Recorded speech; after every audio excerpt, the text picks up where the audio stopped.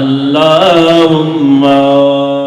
সাবেক প্রধানমন্ত্রী বেগম খালেদা জিয়ার আশু রোগ মুক্তি কামনায় আরাফাত রহমান কুকু স্মৃতি সংসদের উদ্যোগে সদকায়ে জারিয়া ও দোয়া মাহফিল অনুষ্ঠিত হয়েছে।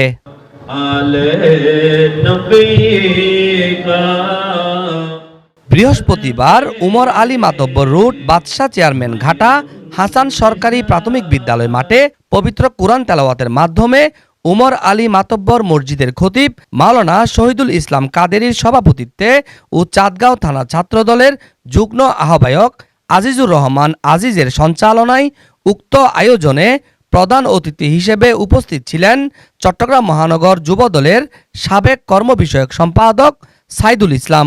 দেশনেত্রী বেগম খালেদা জিয়ার জন্য হাজার হাজার নেতা কর্মীরা, হাজার হাজার মা বোনেরা, মাদ্রাসার এতিম ভাইয়েরা আজকে দেশনেত্রী বেগম খালেদা জিয়ার জন্য দোয়া করতেছেন।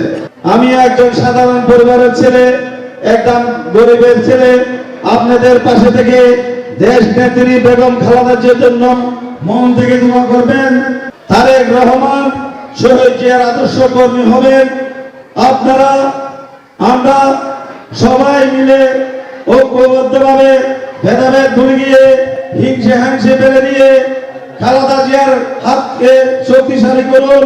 উক্ত অনুষ্ঠানে সাবেক প্রধানমন্ত্রী বেগম খালেদা জিয়ার আশু রোগ মুক্তি কামনায় পুরো এলাকার প্রায় 700 মানুষের মাঝে খাবার বিতরণ করে আপ্যায়ন করা হয় এবং চট্টগ্রাম 8 থেকে এরশাদ উল্লাহ ও চট্টগ্রাম 9 থেকে আবু সুফিয়ান বিএনপির মনোনয়ন পাওয়ায় শুকরিয়া আদায় করে মোনাজাত করা হয়।